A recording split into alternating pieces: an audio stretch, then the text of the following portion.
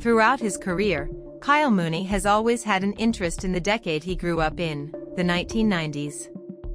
As a cast member on Saturday Night Live, he was part of numerous sketches that parodied that period's entertainment, like in the animated short, Middle-Aged Mutant Ninja Turtles. There's a throwback feel to Brigsby Bear, which he also co-wrote and starred in, and Netflix's Saturday Morning All-Star Hits is a deeply referential and absurd take on children's television from the decade. Even when there's an overwhelming silliness to these homages, and there usually is, they come from a place of love for this period. Mooney explores them with a specificity and knowledge of the period that few others can match. Mooney is seemingly the only guy today making entertainment that directly references Bobby's World, Nintendo's Power Glove, and the wild cartoon, Anti-Drug PSA, Cartoon All-Stars to the Rescue. As a fellow child of the 90s, it's easy to appreciate Mooney's adoration for this time. So it makes sense that Mooney's directorial debut, Y2K, takes place on one of the most important days of the 90s, December 31st, 1999, as we all feared the year 2000 would bring about the downfall of all technology.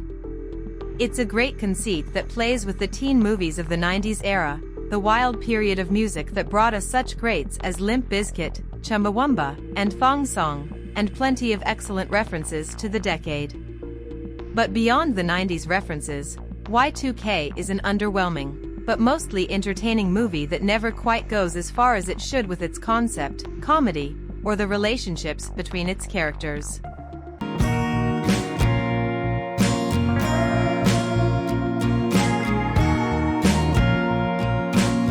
Set on New Year's Eve 1999, Y2K follows two high school juniors, Eli, Jaden Martell, and Danny, Julian Dennison, who decide, instead of just goofing around, playing video games, and slowly trying to download porn on 1999 computers, they're going to spend the night at a New Year's Eve party.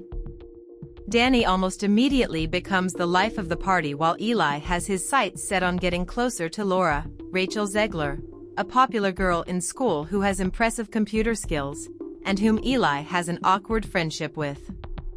It seems as though Eli's NYE dreams are dashed, as Laura ends up ringing in the new year, kissing a guy known simply as Soccer Chris, the kid Leroy.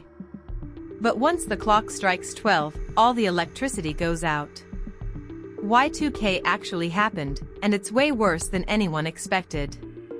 Technology didn't shut down, but rather, it has decided to rise up against their human overlords city by city, killing anyone who gets in their way. These killing machines are collections of different devices with a quest to stop the human race. If you've ever wanted to see a Tamagotchi murder a person, Y2K has you covered. As the party literally dies, Eli, Danny, and Laura attempt to survive the robot onslaught and hopefully stop the uprising before they take over the world.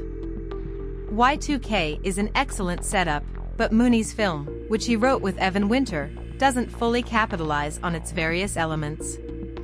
While the robots themselves are a delightful combination of outdated technology, we don't get much time with these strange creations.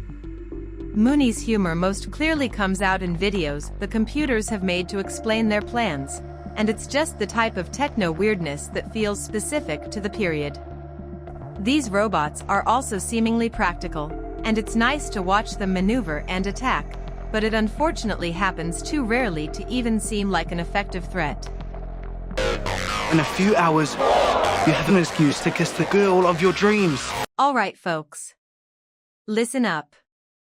If you are enjoying the content of this channel, be sure to hit that subscribe button and give the video a good old-fashioned thumbs up.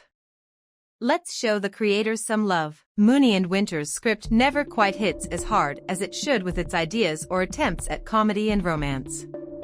The story always stays enjoyable, but rarely elicits laugh-out-loud jokes.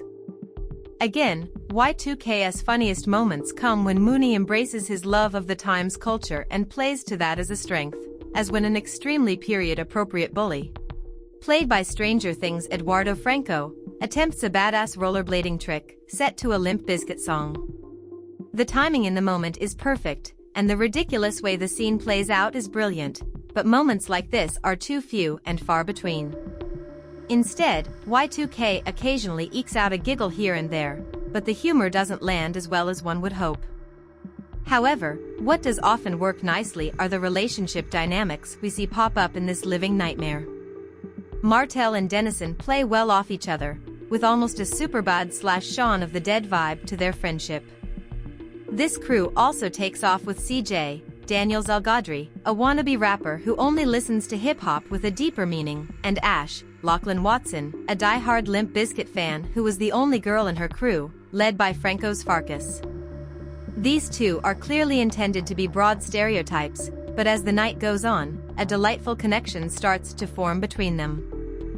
While it's often a way for Mooney to poke fun at the music of the time, their dynamic finds a nice core that is somewhat surprising. In fact, Y2K is arguably at its best when the references and the robotic uprising take the back seat and we get to just spend time with these characters interacting. There's also not enough time for the relationship between Eli and Laura to fully blossom, but the moments they do get together also show a warmth and sweetness that the film could have used a bit more of. As this group gets closer together, especially in our final scenes with the gang, Mooney does hit on a bond that works well, but that's unfortunately not quite the intended focus of the film. Even though Y2K is a brilliant idea that doesn't explore its potential as well as it should, it's still charming and playful in a way that makes it an amusing watch, the kind that two dorky teenagers might have rented from a blockbuster back in the 90s. Mooney knows how to hit on what makes this such a fun decade to explore, and there are plenty of moments where he is truly hitting on jokes that will make audience members of a certain age giggle with glee, from Tebow fights to amateur devil sticks demonstrations, and Fred Durst appearing as himself. As we've seen with Mooney's career so far, the dream of the 90s is alive in him, yet with Y2K, we need a bit more than just those sick references. Pros. Kyle Mooney's specific 90s references show a love for the period. The characters are lovely in the quieter moments. You will believe Limp Bizkit can save the world. Cons. The film doesn't go far enough with its great idea. The comedy isn't as strong as you'd expect. You don't know how this shit works. Grab a bike, grab a board, grab whatever you can.